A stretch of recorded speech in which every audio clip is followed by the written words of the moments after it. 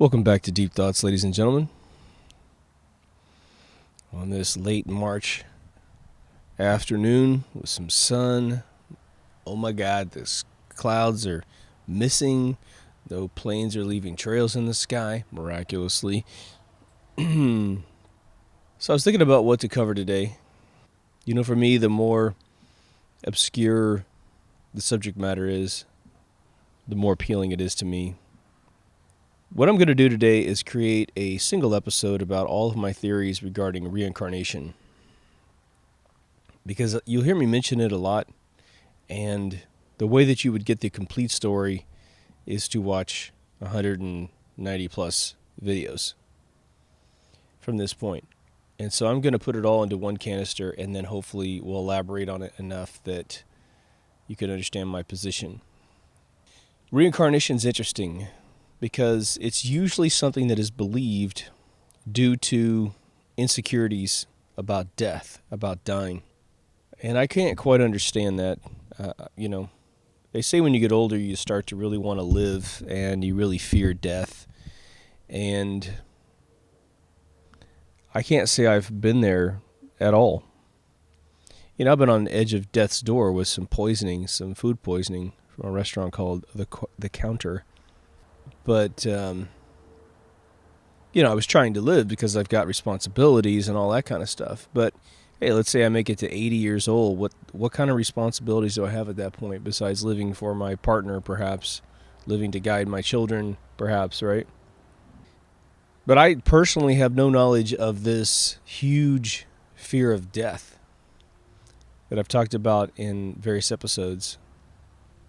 I was actually going to grab the book in my house that a buddy gave me that is all about the fear of death and how that if you don't have a fear of death, you're an immature child. You're not connected with your true self because everybody has it. I mean, these generalizations that came out of Freud were extremely damaging to society because people walked in the room without problems, and then psychiatrists tell them or have told them, no, you've got all these problems. Oh, I do? Yes, you do. Oh my gosh, The big trend in the late 80s, early 90s was convincing, psychiatrists were convincing children that they were molested by their fathers typically because they had a bunch of buddies who were attorneys that would then take on the case and drag a bunch of money out of the state. It had nothing to do with the actual history of these kids, right? It's a profit deal. So I want to preface this episode that I'm not coming at reincarnation as a teddy bear, as a pacifier towards this inner terror that I have that I need to be reincarnated. It takes a little while in your life to figure out that if you're really dead and you don't exist anymore, like some of my atheist friends believe, you won't be around to miss it. You're just gone. So whatever, c'est la vie. It's the way the world would work in that particular instance, and you would miss anything, right? I'm also not coming at reincarnation because I want to see my grandma again, or I want to meet Elvis. None of that. I'm also not going to come from a standpoint that I exactly know what's going to happen on the other side, because that's another annoying tact and angle at reincarnation that can be very frustrating. At 23 years old, I had a silly attempt to commit suicide, which is in the suicide episode way back in season 1. And when I did so, there was an amazing experience on when I started to kind of drift away. So I'll share that. I do believe that some form of apparition, being Walt Disney, walked up to me at the park and showed me where Bob Kerr was, as I just mentioned in an episode recently. That for me, put this way. If you're an atheist, listen up. That experience for me was conclusive proof, because I know I'm not someone who's, trying to create ghost stories. I know I don't need attention from fucking anybody, right? And so I'm telling you that event totally and completely occurred, and I cannot, for the life of me, explain that one away, because just simply sensing Bob in the park wasn't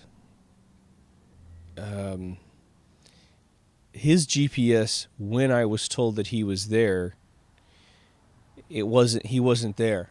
When, according to him, he was on, I said Matador, I meant to say Matterhorn. Had a couple big flubs last episodes. He was on the Matterhorn, so his GPS was in a different location than the one I was told to go to actually meet him where he was going to be standing about 5 minutes later. But that for me is conclusive proof that not only is there an afterlife of some sort, but you have an intelligent connection with the afterlife, or that you can mold your afterlife, in that Walt Disney, the gentleman that only ever saw Disneyland, right? He never saw any of his other parks. They didn't exist before he died. That's his baby. Disneyland is his baby, and he is there, in my opinion, to watch it. It's a beautiful, fun place. There's all these people that try to criticize it, but, whatever. Yeah, there's a lot of corporate sponsorship and stuff, but, you're talking about these rides costing hundreds of millions of dollars and taking, up to 15 years to create. So you finance it and tell me how easy it is. You'll say, oh, yeah, that Energizer logo on the front looks great, guys. So I will tell you, as a scientist, as an absolute non-spiritual person, the side of me that is like that, this just opened the box up. I know you feel me. Okay. Reincarnation was actually something for probably the majority of my life. I'd say, I don't know, probably about 4/5 of my life, I did not believe, and I thought was I thought it was a weakness, a theory of weakness. Meaning, people just need that. And so whatever. Tell yourself whatever you believe. And it was through later thought processes, probably in my mid-30s up. And it's not because I, approach my mortality, and my mortality's got me freaked out about death. So yes, I then adapt, some pacification. You have to understand, people. It's like, it's nothing like that whatsoever. I don't wake up insecure about, dying or what's after. I've lived 4 times the amount of life than I ever thought I would ever live. I had pretty good expectations, and I still blew them away. So, through chance and opportunity and working hard and all that stuff. So I'm good, man. I'm good.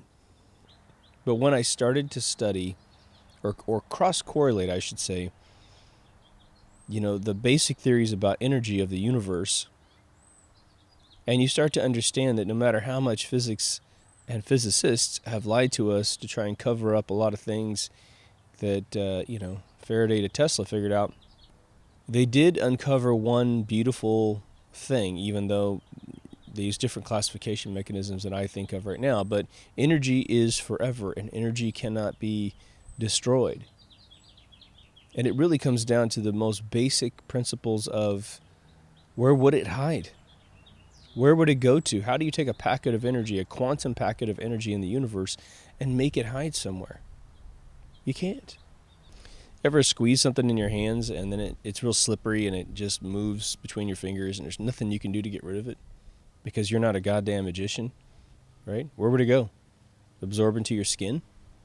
Fly so far across the room you can't see it, and therefore out of sight, out of mind, it's destroyed? So here's the basic science for those of you who are atheists, okay, that I think you can get behind. Energy can do nothing more than transform. I think if you're willing to just be humble for a second and engage in a little bit of humiliation, take down the meter on your hubris for one fleeting moment of your life, you have to acknowledge that we don't know anything about the brain, really. The most that we know is that there are regions of the brain that act as conduits to something else, and therefore there's your hand, your left hand, right hand, the big chunks of your brain that control that. We know what frontal lobes do. We know that essentially some of the basic parts, and if we hurt the brain, you're going to lose this functionality. But we don't know how the tubes and how the neurons inside your brain store memory. We think we know the general liaison proximity of the part of the brain that talks to whatever is actually storing the information, but we don't understand.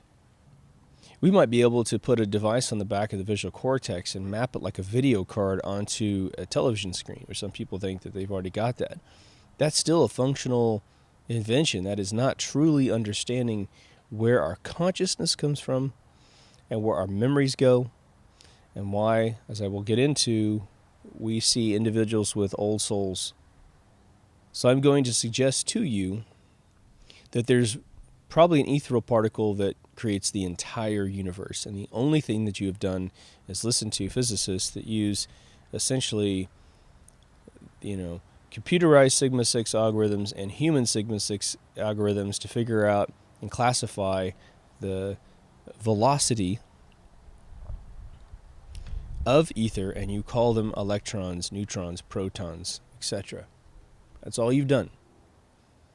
It is still a fundamental particle. But that's what creates this physical matter realm that we are in. And because we tend to be very myopic and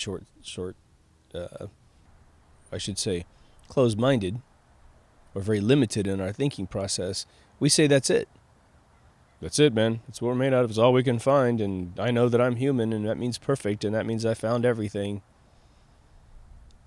Or there's been a lot of other smart people before me, and they found everything, and I mean fucking everything in the universe. There couldn't be another thing that exists, but well, what are you doing now? And you're like, oh, well, I'm at the Hadron Collider. I'm at the Stanford Collider, and we're finding new subatomic matter in the universe. Oh, so you're able to find new stuff, but no one else was in the past, right?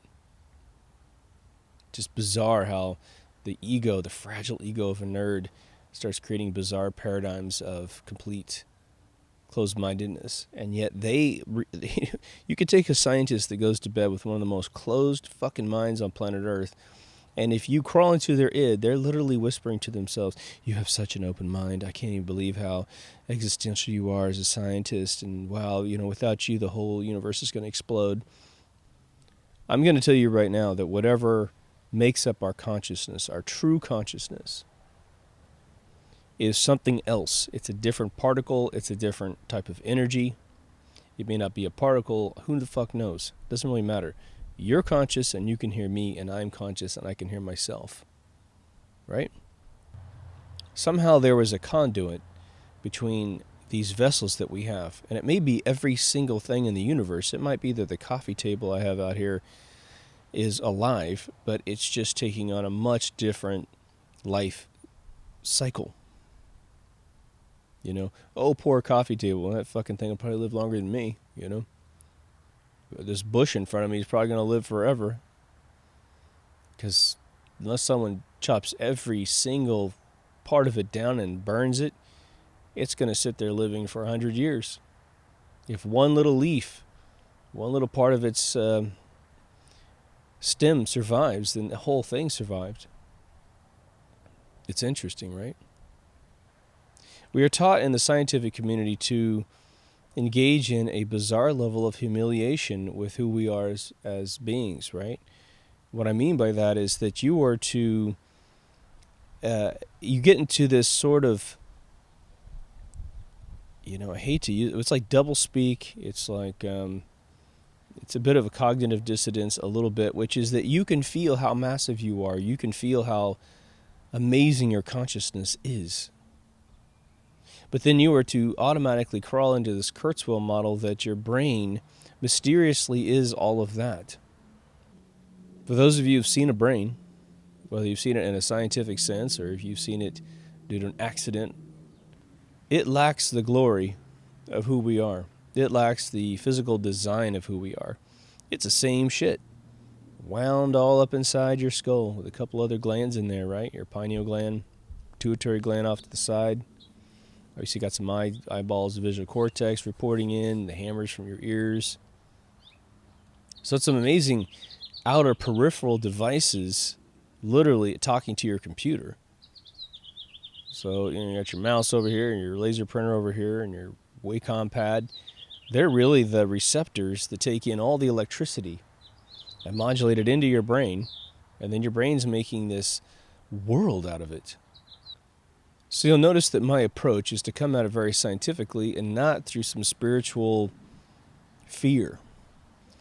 I'm not the guy walking into the church with shaky hands because Because last night I realized I'm going to die at some point, and I need someone to tell me some arbitrary story about never dying.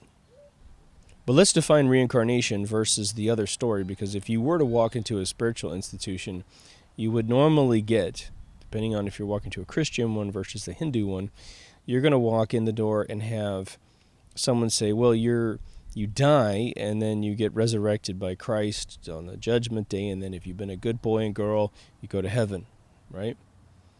If you're a Mormon, you believe there's 3 celestial realms. One where you're naughty and you don't see Jesus or God. The second one you see Jesus, and the third one you see Jesus and God. But that one, you maintain your identity as literally your human given name here on earth, and you take that with you. If you're Mormon, you believe you keep your physical body exactly the way it is, and you look in the mirror up there and it's exactly who you were. And I don't know if you get to adjust your age. It would kind of suck if some hot chick died at 28 and then her best friend lived to be 101, and they try to hang out up there at the beach, and it's, one gets all the fellas. So I'm assuming they believe that you can selectively cut through the index, or select through the index of your age bracket and pick the best one you've got, right? But reincarnation is distinctively something different. And it is that your human identity reincarnates, that you get a new vessel. You get new parents. Perhaps you get new siblings, but you definitely get new relatives and a whole new family line. And you probably get to live in a different place on at least planet Earth, if this is the only place in the universe where this is occurring, or you get to live somewhere else in the universe. Perhaps you graduate through all the life forces in, Earth, and you move on to something more complex. Who knows? But true reincarnation is that you lose identity with your social security number given to you by wherever you live. And again, your vessel is something of the past. Now, we care about our vessels today because we're in them. You ever look at your name written on a piece of paper and you think to yourself, that is the collection of symbols in the universe that is your identity right now. And it's been that identity since you were born into this vessel. Think about how many times your name's been written down all over paperwork and the government. It's in digital bits in some hard drive somewhere in the cloud. There's a lot of work that goes into becoming who you are as a person. And so some folks find it appalling, the idea of losing that identity. It is my opinion that once you pass on, once you cross over and transcend out of the human body, that a lot of the things that you care about in this universe simply vanish instantaneously. It's as if you've been hanging on to the cookie in the cookie jar your whole life. And the second you pass away, the cookie goes away, the jar goes away, and the entire desire and matrix in your mind that is making you want that thing becomes obsolete, becomes childish. And you release and you join the universe.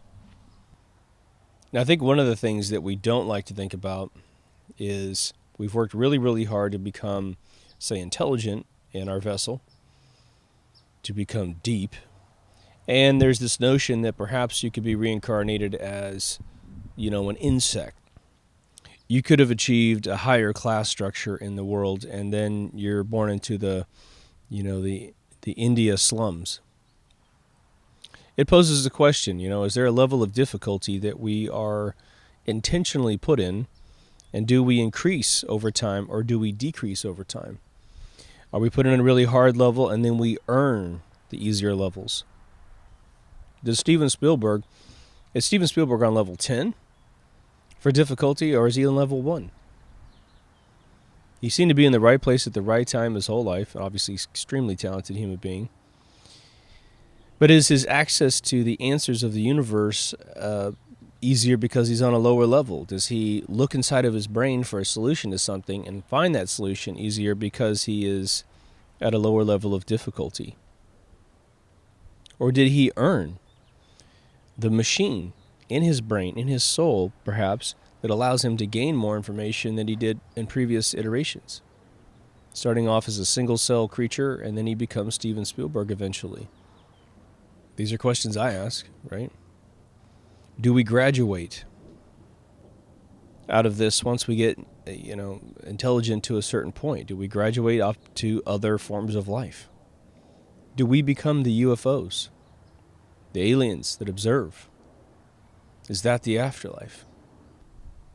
What I think is very interesting about death, before we really continue parsing into this thing, is that we believe that death exists simply because the mortal coil ceases to function, and our eyes are incapable of seeing what potentially happens to us after this life.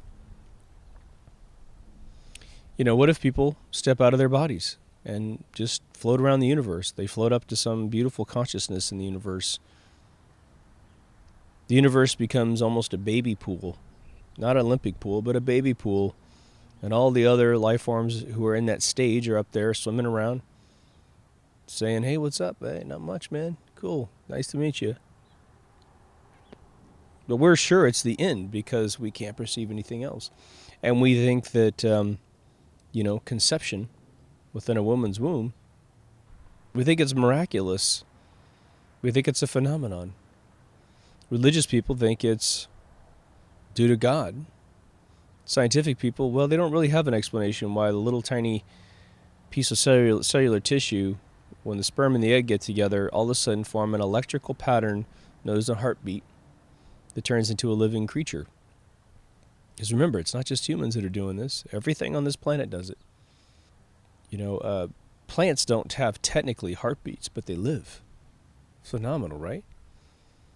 But little single-cell, amoebas, they have little cycles inside them that look like little heartbeats, right? So what would be the big phenomenon? That the orbital patterns of ethereal energy that turns into the atomic mass that we believe to be life is led by a template that simply exists in a different realm that we can't see. It's really not a different realm. It's this realm, right? There are no real dimensions.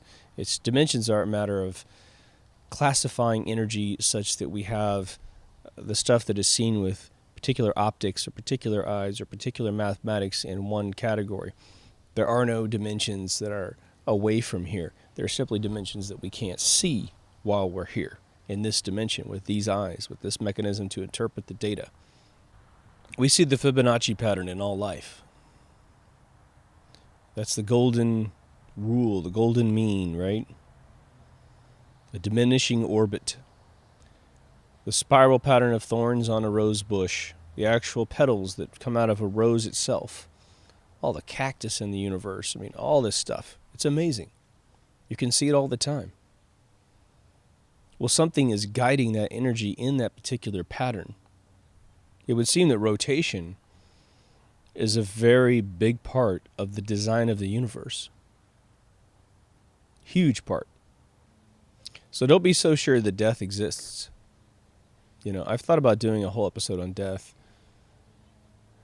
It's really funny that before I recorded the first official Deep Thoughts, which was unmiked and was really kind of goofy, I did a color video with this camera.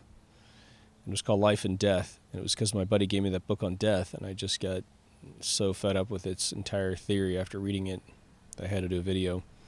But again, if you can just do a little bit of math and realize that perhaps death doesn't exist, maybe you can chill out.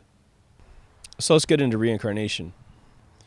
I've said I believe reincarnation exists because I believe that sitting in heaven as a single entity, perhaps gaining all knowledge instantaneously upon death, leaving your coil, having been a good boy and girl, and you sit up there in this elite bullshit inside this fucking caged, place. Heaven's got a wall around it. Isn't that funny? Take any religious person and say, well, heaven has gates.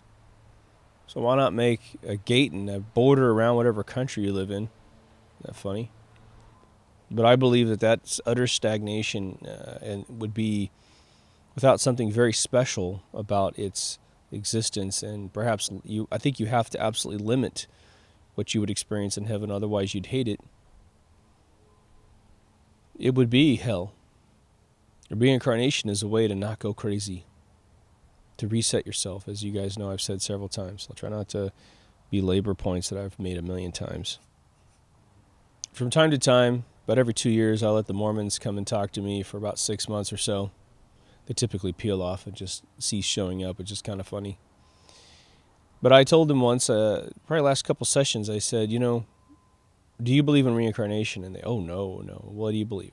We take our bodies and we go to the other side. And then you can, there's this weird mezzanine holding area where you can pray for everyone that didn't get the story of Christ, and giving everyone an equal chance to join the celestial realms. But, if you get to that celestial realm, or that kind of Ellis Island in the Mormon religion, and you haven't accepted Christ, you'll never get to the highest realm with God. You're kind of subjugated and limited to the middle realm, which is you're only going to see Christ and all your relatives. And so I said, what would be the sin? Take everything you know about God and what you believe you know about God, and I said, what would be the sin of coming down and living another life? What's the sin there? What's the big fucking problem? God, if he exists, worked really hard to write this software. Really hard. Like I keep stressing with you guys. I want you to think about this because I think it will profoundly impact the way you view the universe. This code is bug-free. I haven't been able to find a bug. Maybe there's a bunch of bugs once you die or whatever, once your mortal coil passes away, right? But if I run the program twice, I'm a dick. What sense does that make? And why work so hard to build this universe? Because I don't give a shit if you're an atheist or the biggest fucking Bible thumper in planet Earth. There's a tremendous amount of work holding this universe together. And it doesn't matter if you think it's flat with the firmament dome, if you think it's heliocentric and infinite. There's a tremendous amount of work here. If you're religious, you're the most anti-reincarnation group of people on planet Earth, and then you think that this giant infinite program was written for a tiny fungus that lives on either a flat disk or a heliocentric ball. Now, the Mormons actually endorse alien life, which is kind of cool, but still, no matter how you slice it, there's basically an infinite universe with an infinitely small amount of living creatures in it, no matter how vast it is. So what would be the point in building this, right?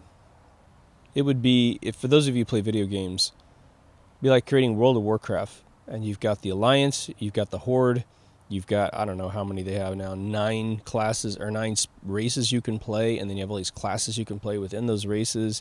You have, I don't know, 20,000 quests you can do or whatever. But you only play the game one time. You're one class, one race. You do generally all the quests you can do in that, in that class, that race, and that alliance, or that orientation, right? And then you stop playing. And you go, there's no one else that can play the game. Well, what's the sin in going back in and playing the other side? Playing the same race but a different sex. Who knows? What's the big violation? Where does God get angry?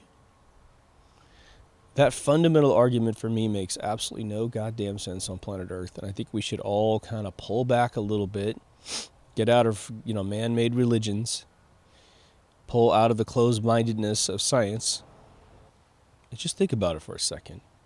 This isn't an argument of what you need as a human being, right? It's not, I need to reincarnate because I got so much more to give the universe, or,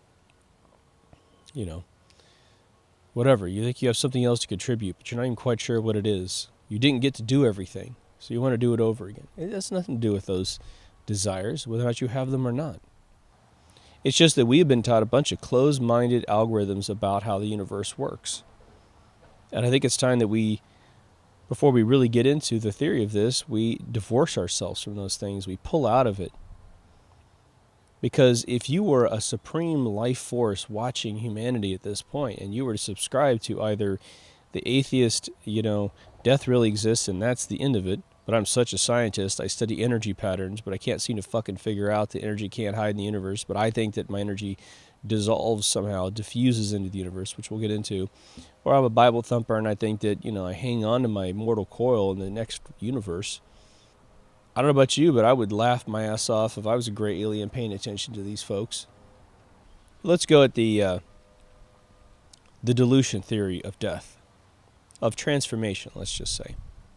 So scientists might say, yeah, you can't hide energy in the universe, touche. However, the organizational patterns that hold mass together, obviously your body dies, regardless if you have an extra piece of soul or whatever that moves on in spirit.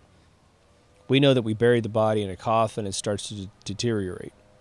If we don't embalm it and take out organs and fill you up with fluid, it really deteriorates. Bugs will form and eat you. So we know that happens. All right.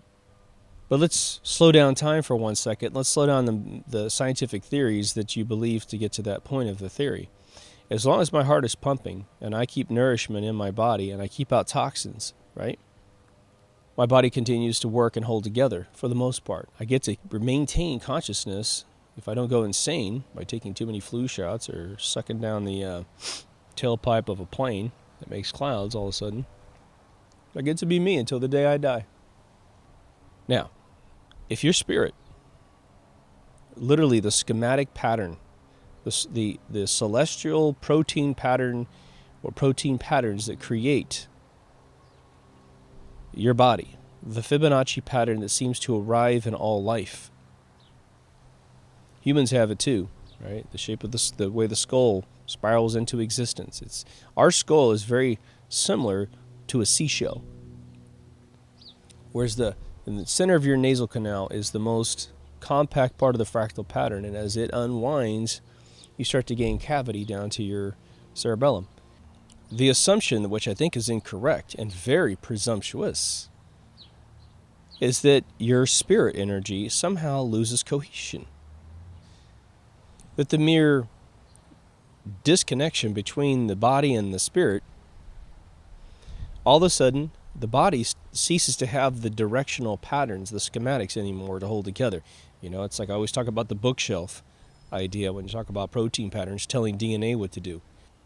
If you took a human body and you shut down all protein pattern production and procreation, the body will just turn into a pile of goo. It just would. All the cells that are alive would finish their cycle and die. Well, let's expand the metaphor up.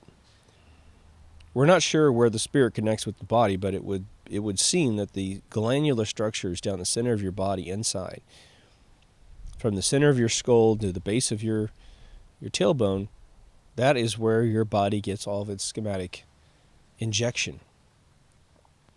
Quite frankly, on a technical level, it would be that your spirit would infiltrate the electrical patterns of your body, and they will have, since the very first conceptual moment of the sperm and the egg, they will have been talking to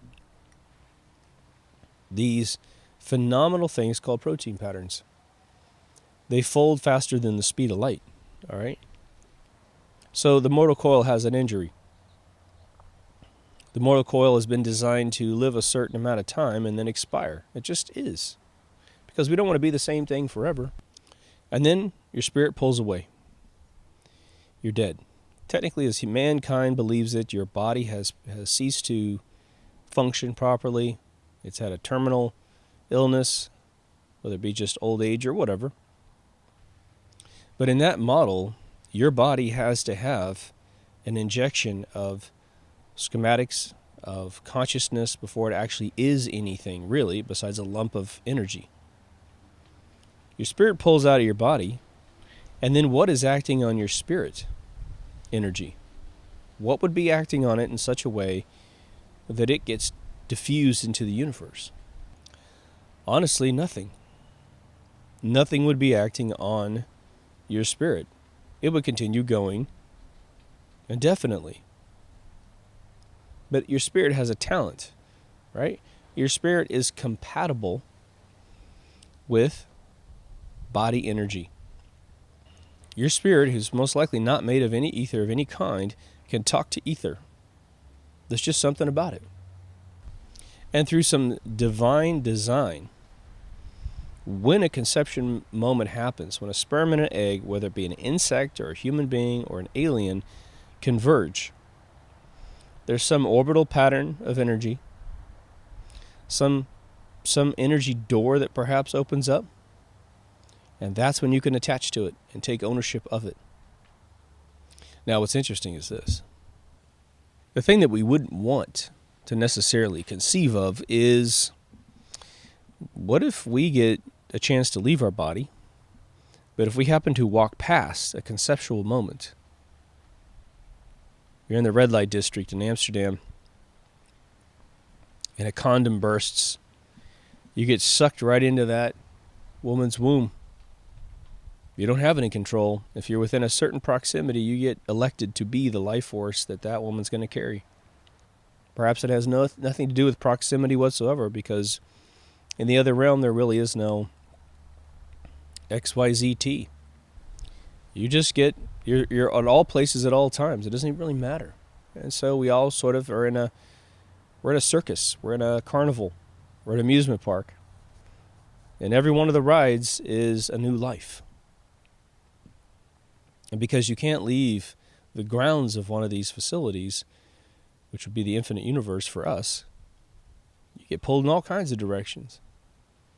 But you don't fear it. You don't fear it because you understand the ecosystem of the whole thing.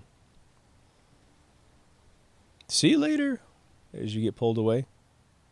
So for those of you who ask the question, why would reincarnation exist? It's what I've said on many episodes.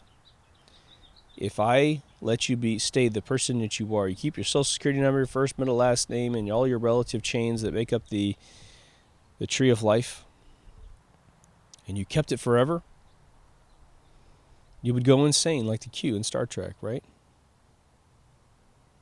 And again, if you need to see a beautiful episode that explains that perfectly, I'm not going to go all the way through it again because I've been through it 3 or 4 times in episodes. Just look for Star Trek Voyager. Look up all the Q episodes. There's an episode where 2 Qs show up in just look up Q committing suicide. Star Trek Voyager. You'll find the episode. Jump on Netflix and just watch it for me. If you have any problem understanding this, and it'll completely explain why heaven doesn't make any sense and why the Buddhists coined the phrase nirvana as hell. Heaven and hell. What's the sin in believing in Santa Claus again? And I don't necessarily mean Santa Claus specifically, but whatever magic you believed in as a child. As you get older, the burdens increase, right? More responsibilities. You get old. It's hard to work. It's hard to make money like you used to make, but the bills keep going up because that's the way society is. You know, society is designed to fuck older people over. There's no more retirement anymore, right? I mean, it's insane what we've allowed this world to turn into. It's all right. You pop out, you get to restart. Is that horrible? What if you're 85 years old and you figured a bunch of stuff out? Like, oh my God, if I get a chance to, if I ever had a chance to be young again, I would do all these new things, either to help society, help myself, whatever. Well, just hang in there. You'll get your chance. You may or may not know who you were, but it doesn't matter. So what are some of the indications that reincarnation does happen? Because there are full indicators that reincarnation happens. I think the most evident examples that reincarnation exists, and we just ignore it, which is strange, is that kids are born that remember who they were. And it's interesting because there seems to be, in some cases, a regional proximity to their reincarnation. I mean, they die in Scotland and they're reincarnated in Ireland. They don't move that far on the surface of the planet. And then they're like, hey, I remember being in this family over here and we lived in this seacoast home on the summer, and Dad was this and Mom was this and the neighbors' names were, whatever. And they film this, and they get better and better at filming this. But this was happening when I was a kid. There was a Spanish kid who was born, and he went to another village, and he named everyone in the village. It's bizarre. That for me is pretty much conclusive proof. And scientists and skeptics will say, oh, well, it's just, coinkydink that if, a bunch of kids wake up and say this, then someone's going to be right. Like the guy who predicts an earthquake every day will eventually be correct. But now let's rewind for 1 second. What conception does a child have of reincarnation to begin with? These kids don't have parents that were indoctrinating them. Were you reincarnated? Do you know the Smiths down the street who live in the red house with their friends called the Barnbys and blah, blah, blah? The parents didn't do that to the children. The children were simply not content with getting up every morning and being who they were. They had this memory of who they were. Now, I do want to throw some bathwater out with some of these things. There are a lot of people out there that need to feel special, and they are attention getters, and they milk the system, and they pollute the data pool for what I'm trying to mention to you by saying that they went and got hypnotized and they regressed back to previous lives. And the amount of chicks I have personally met, and the few people I've met on this planet, right, who think that they were Nefertiti, who think that they were Cleopatra. They pick these women that they've heard a few romantic stories about, of which history barely has any knowledge of, Nefertiti, for Christ's sake. We have a bust that's supposed to be her. That woman would have, millions of souls with all the women that have tried to gain attention to themselves by saying that that's who they were, right? Consequently, the same goes for the Mayflower. The amount of friends I've said, oh, my relatives came over on the Mayflower. Okay, well, at this point, it's a cruise ship at this point, the amount of people that came over from that thing. And they have no history of their family from the 1500s and up. That's what's funny. Believe me, if you came over on the Mayflower, you got a whole book in your house about every president you're related to, all this other stuff. And they don't remember that a lot of these folks that came over died. They just died because they didn't know how to, adapt to the environment. We also have a very basic thing that happens that I think is very interesting, and I use this on the Mormons all the time, because the problem with the Mormons is that they're 18-year-old kids. They're 18 to 21-year-old children, so they haven't experienced any life. They've been stuck in a quarantine, jar of Mormonism, for good or bad. I mean, that's just what they've done. But usually, someone in their mid-20s and up starts to notice that children have dispositions. They have older souls. They're more calm. They're more relaxed. And I used to think that old souls were merely the byproduct of a family that was older. They're more mature. The child was in a more mature mother, and so the child comes out more mature. Now, there's definitely impact on the character of a human being that is raised in a more mature environment. They simply are more mature in some areas. But I've seen, for the lack of a better designation, a lower IQ person have an extremely high IQ kid. And so there's no correlation with why the child is either an academic genius or an academic genius and a social butterfly. Just seems to be born with street smarts, seems to be born with a way of, solving problems for kids. When you see a young kid at like 13, settle down two kids that are arguing, whether it be female or male, it's amazing how some of them are born diplomats. With no training from their parents at all, they just sense empathetically what's going on so accurately that they're able to say what both parties need to hear to calm them down. There was a little viral video that went around the other day where these two kids were fighting in a street in the ghetto, and another kid walked up, must have been in his mid-20s or whatever, mid to late 20s, and he just started speaking. And he wasn't a big guy. Usually, it's a 6'5" dad can walk up to two 5'8" kids and calm them down because they feel the presence of a larger character. No, one of these kids was bigger than the guy that walked up. And he just said, he belabored with him for like 10 minutes talking about how, the group of kids around them wanted them to fight. And he goes, why are you doing this? Because they're laughing. It's because they're laughing at you right now that you're fighting. You doing this show for them, they don't give a shit about you. What do you have to gain? What do you have really against each other? Do you even know each other? And he calmed them all the way down. That guy's got an older soul. He does. The most fundamental question, I think, is that whether or not you have a spirit or not. Some outer being that is your true form.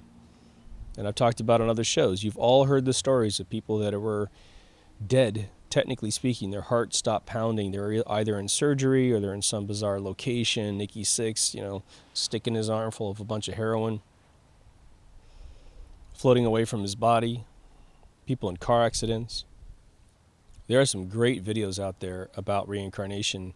Or sorry, I shouldn't say it, about out-of-body experiences, after-death experiences, near-death experiences. And they're being remade by documentary teams that have done beautiful jobs filming these videos and really getting into the character of the individuals. And it would seem somehow they plucked out of society the folks that have claimed such things, and they have very successful careers, and they don't have any need for attention. You don't have these attention whores seeming to milk the episode. I think that's a big deal. So what are some of the social changes that would occur if this sort of belief were to become formalized in universities? I'm just riffing in the backyard based on my life experiences and my research. But what if it was something that everyone started believing in this planet? What would be some of the changes that would occur? Well, there's always a 2-column ledger to every single increase in perception, right? Because ignorance is bliss. It really, really is, right? I'm not a big Janine Garofalo fan, but she had one of the best lines I've ever heard in a movie. She said, is being stupid like being high all the time?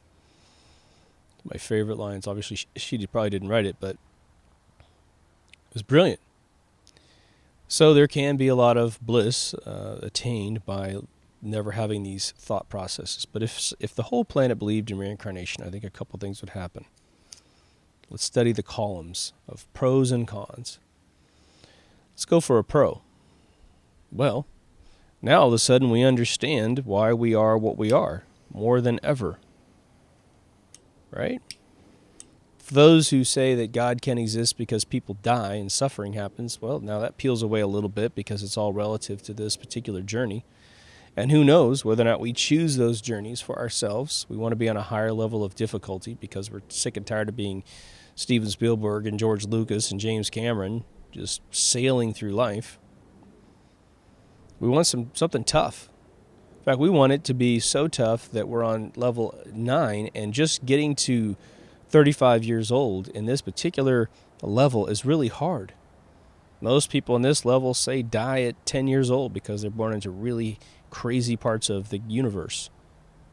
And so it's a challenge to get to 30. You're not aware of it when you're alive. When you die, you're like, when that vessel dies and you pop back out, you're like, geez, man, hey, at least I made it to 12. You gonna do it again? I sure am. I think I figured it out. I go left instead of right, and I live longer.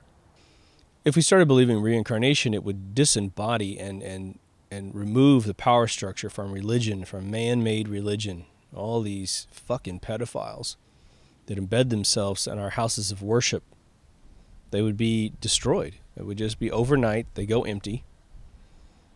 We start taxing all the real estate. We start incarcerating all these pedophiles. I don't give a shit if you have a fish hat on your head or not. You're going to jail. And we're going to let a few gangbangers get access to you in prison. So that would clean up the universe quite a bit, wouldn't it? Those who have been extorting power in the name of a creator. I don't know if there's anything more blasphemous in the universe, just on a conceptual level, right? We always talk about do no harm. How could you do any more harm than that? I don't think you can. Now, what's the con? The con is actually kind of scary. If the entire planet of Earth believed in reincarnation, you might get some sociopaths that believe, well, fine. Then what would be the sin of me killing another human being if we get reincarnated? At that point, the theory would have to advance into a social experiment where we would have to also add to the theory, well, this is merely a scientific reality that there is life after this life. That you do perhaps come back into another body and your spirit renews. Okay, your spirit never dies. But what's the game? What's the purpose? Are there any constraints? Like the Hindus believe in karma, and karma has a lot of rules to it, right? They have an interesting control mechanism in karma, which is to say, if you, a parent, commit a sin against society, that your children will suffer for 7 generations. And so you screwing with everybody hurts everyone, right? We can't have law of the jungle all of a sudden, can we? We can't have people that believe they can do anything to anyone simply because it all recycles. It is possible that our elders figured this out as well and quashed the notion of reincarnation simply to keep that con from becoming a reality.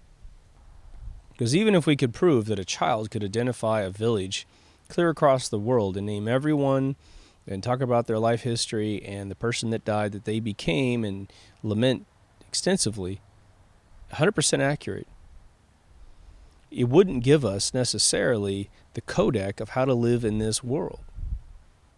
We would need someone to pretty much go to some sort of authoritative body, more than one person, find out all the rules, come back with those rules, and let us know what's going on. Now, I have talked way back in season 1 about the atomistic phase of humanity, which is, I believe that people like Joseph Smith have discovered tribes that still exist on the planet today that still believe this is the case.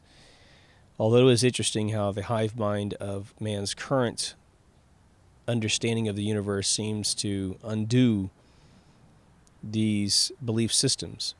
But there supposedly is a time in history when there was no separation between the spiritual realm and this body energy mass realm, and that there was always a communion between the spirits of the past and us today.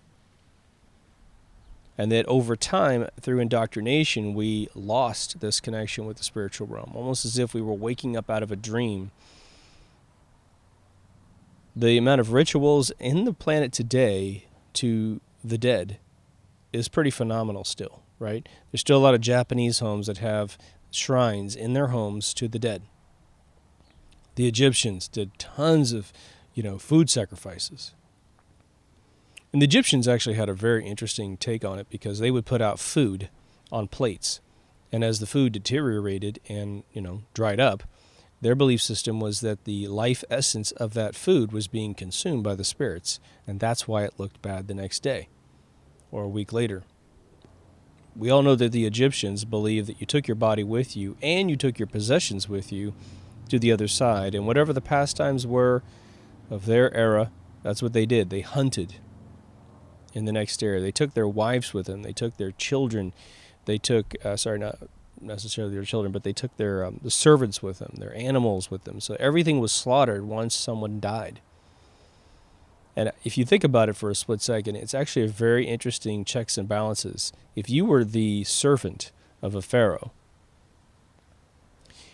and the policy was that when the pharaoh died, you died too, what would you do to keep that guy alive? Anything and everything, right? Because his death is your death. And let's say you're 35 years old and you get to serve the pharaoh who's 80. You would do everything in your power to get another 10 years, to get him to 90. But we have pharaohs, skulls that we believe are almost 100 years old. So without health care, they lived a perfect life, right? In my opinion, if you make it to 80, you've won. Everything after that's gravy. In closing, what I want to say is this. Why be so sure of things you don't know? Why? Why be so sure about what death is and what's after death? Why? Does your ego truly need to tick that one off inside your list of uncertainties? Can you not live with the possibility that you just simply don't know? I think you can. I think you can big time. I want you to also consider for a second, I believe I talked about this in Creating the Universe episode, but it quite possibly might be that we created the universe. We created it the way it is to be sustainable. If life just ended, well then eventually all life would end. Plant life would end, insect life would end, everything would end. That's not sustainable. I think your biggest clue about the life that we live and the reincarnation patterns that we enjoy is right in front of your face, which is that mass and energy, even on an ethereal sense, continue reincarnating forever, reforming. We have discovered in this universe that things that resonate at the same patterns tend to attract to each other. You know, there's all these stories about the waste that's in the Pacific Ocean that just keeps getting dumped into the ocean in barges. The waste actually divides up and floats around the ocean, and things of similar designs make reefs together, right? When I was a kid in the 80s, they talked about, and I haven't researched this again as an adult with the internet, but there was this big thing in the news, I think in the late 80s, mid 80s, that there was a huge barge of condoms that someone had discovered in the Pacific Ocean, because for whatever reason, used up condoms all resonate at the same energy, and they have the stickiness to them, and they ended up finding each other in the ocean, and every time a new batch was poured in the ocean, they would float around and find this reef or make a new one. It's bizarre, right? And I will say that was reported in the real, fake news. So if that's fake, blame them. So if your soul has a pattern that resonates to life, whatever that is, wouldn't it make sense that we all kind of naturally attract to each other in the universe? Right? By the way, the planes have now littered our sky a little bit here. Unreal. So I hope you feel me. I'd be really interested in your opinions about what I've said in this specific video. I'm not that interested in people telling me that they've went and regressed and now that they know that they were Julius Caesar in a previous life. The one I would believe is that you're Joe the plumber. That's the one I would be most likely to believe, not some celebrity, because it feeds your ego in this world. I'm sure if reincarnation is real, yeah, some of you, well, one of you was Napoleon. One of you was Lincoln. I totally believe that we would change genders as well. You'd be a guy one time, guy 5 times, and your girl twice. Who knows? Getting that Egyptian, left brain, right brain capability. There might be left another question, which is to say, are souls created anywhere in the universe, or is there a finite amount of them? Because obviously we've increased the population of beings in this world. We just do. I don't know. I don't know the answer to that. Is there a God synthesizing together in a little, rector set up there in heaven making new souls? I don't know. There's an infinite number of numbers in the universe. Infinitely big, infinitely small, infinitely positive, infinitely negative, right? So maybe the inconceivable number set is an indicator of how many souls there are in the universe. Infinity is a rough one for the consciousness to conceive, right? Something tells me that after death, a lot of inconceivable things become remotely conceivable, right? I think that's it. Hope that was entertaining. DeepThoughtsRadio.com for all the feeds. That's really all you need to know. It's got YouTube, Facebook, and the RSS feed. Again, we're getting rid of the Facebook page for a locked, closed Facebook group. The quality of the group has already increased the communications tenfold, and I'm still getting fake accounts liking the Facebook page. In fact, I'm probably going to get rid of it before this episode airs because I'm just sick and tired of the fakeness in there. Anyhow, if you made it this far, thanks for listening. Take care of yourself and someone else, and I will see you in the next reincarnation. Over now.